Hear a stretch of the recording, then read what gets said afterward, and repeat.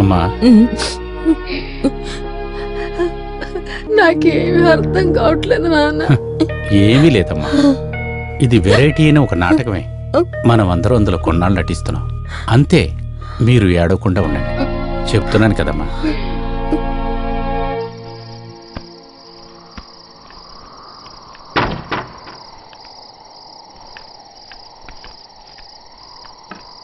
నువ్వు ఈ రూమ్లో పడుకుంటావా? రాజు ఎక్కడా? భోజనం చేయడానికి రాలేదే? మీ వెనకే ఉన్నారు, అడగొచ్చు కదా. భలేవారండి, ఇక్కడొచ్చి నుంచున్నారా? నువ్వు ఇక్కడ పనుకో, నేను రాజు పక్క రూములో పనుకుంటాం. రాజుకి కొత్త ప్లేస్ కదా. రండి Raj. Good night. Good night.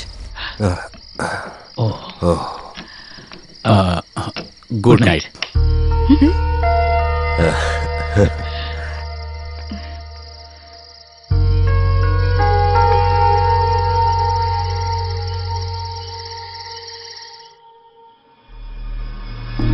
Bhavana, Bhavana, hey Bhavana. భయపడకు, నేనే రాజ్ మీనన్ని. మొదటిసారి నేను నిన్నే ఎందుకు కలవాలని నన్ను నేనే అడిగి తెలుసుకున్నాను. నాకు సమాధానం దొరికింది. కారణం నువ్వే, నీ ఈ అందమైన శరీరం. నువ్వు అనుకునే టైప్ అమ్మాయిని కాదు నేను. నువ్వు ఎలాంటి దానివో నాకు అక్కర్లేదు. ప్రస్తుతానికి నువ్వు నాకు అందమైన అమ్మాయివి. రాజు ఏం మాట్లాడుతున్నావు? అమ్మాయిలందరూ మనసు లోపల ఒక అందమైన శృంగారం కావాలని కోరుకుంటారని మగవాళ్ళు అనుకుంటుంటారు. అది నిజమో కాదో నాకు తెలియదు, కానీ అది నేను గాఢంగా నమ్ముతున్నాను. హే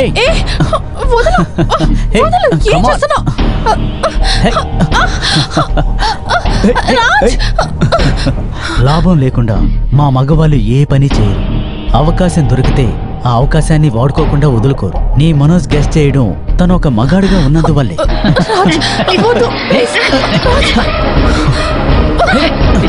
ఏంటిదంతా?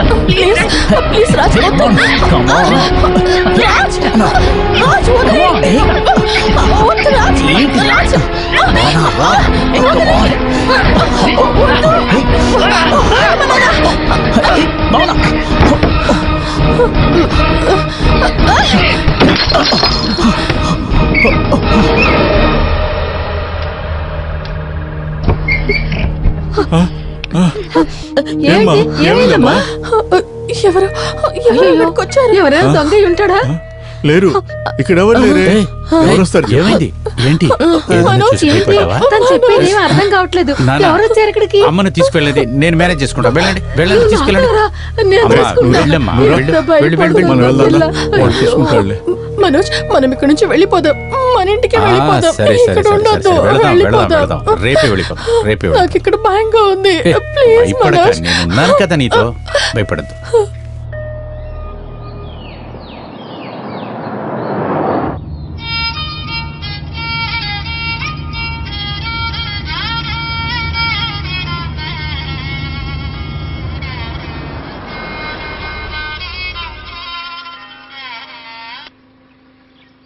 ఏంటి? నన్ను యామాచేసి నువ్వు నీ పిల్లని తప్పించుకుందని చూస్తున్నారా? నాకు ప్రేమ లేఖ రాసేసి నన్నెందుకురా మంచోని చేసింది? చర్చి ఫాదర్ చేయడానిక? నేను చెప్పేది బాగా విను. నేను దాన్ని తీసుకెళ్లేది శ్మశానానికి. మిస్టర్ రాజ్ మేనన్, ఒక్క విషయం తెలుసుకోండి. నువ్వేం చెప్పావు? మేనన్నా? నువ్వేంటి కులం పేరు చెప్తే ఎగతాలు చేస్తున్నావా? మేనన్ కాదురా, చూసి తెలియట్లా బేపనండ్రా. నువ్వు ఆ ఫోన్ దాని దగ్గర ఏంటి? వాడే రాజ్ బెదిరిస్తున్నాడు. మనుషులు ఎంతో తొందరగా మారిపోతున్నారు కదా.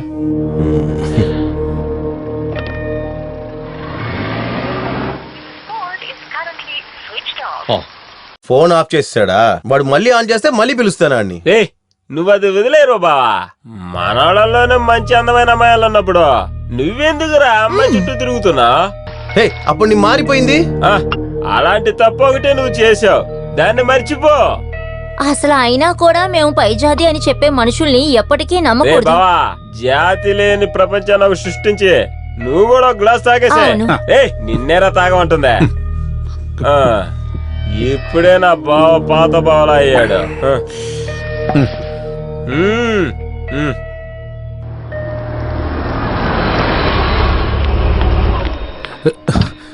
సార్ మీకు పొద్దున్నుంచి నేను ఫోన్ చేస్తూనే ఉన్నాను సార్. రింగ్ అవుతుంది కానీ మీరు ఫోన్ తీయట్లేదు. ఏంటిది? నిన్న రాత్రి ఒక విషయం జరిగింది.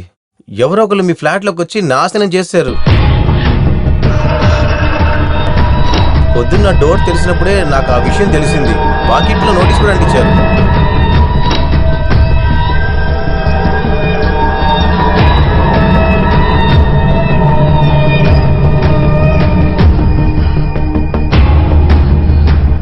మీకు ఇంత పెద్ద శత్రువులు ఎవరున్నారు సార్? క్రిమినల్ కేసులో వాదించే అడ్వకేట్ కూడా శత్రువులు ఉంటారు, అంతేగా సార్? ఈ పేపర్లో రాసిన రాజ్ మనోన్ మీకు తెలుసా ఏంటి? లేదు, తెలీదు. మీరు వచ్చిన తర్వాత పోలీస్ దగ్గర ఇన్ఫార్మ్ చేద్దామని మేము. It's all right. ఇది నేనే హ్యాండిల్ చేసుకుంటాను. Please. Thank you. Thank you sir.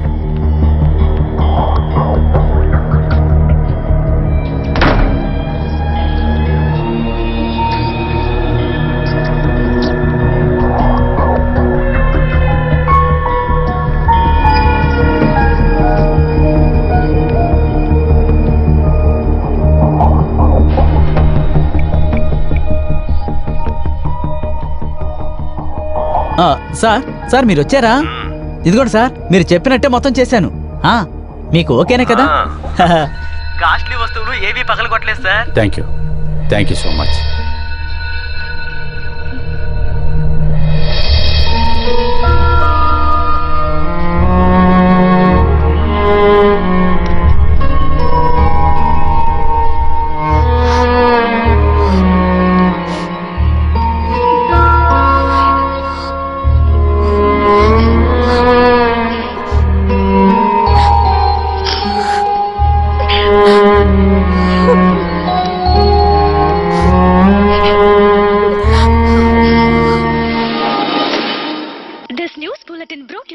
ఇలా చూడు బావా, పెద్దింటి అమ్మాయిలందరూ కూడా ఊరికే పని ఏమీ లేకుండా ఉన్నప్పుడు ఒంటరిగా ఉన్నామని అప్పుడు తెలుస్తుంది. చూడు, మనలాంటి వాళ్ళందరికి కూడా కలలో కూడా ఆలోచించిన విషయమే అది. అది వచ్చిందంటే ఏమీ చేయలేము.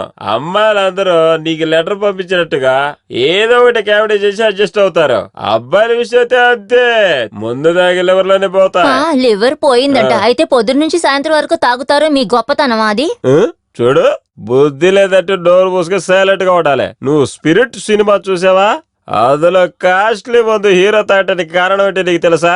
గొప్పతనం, తన యొక్క గొప్పతనం. కానీ బిచ్చగాళ్ళ నందు తాగేది మాలాగా అడిషన్.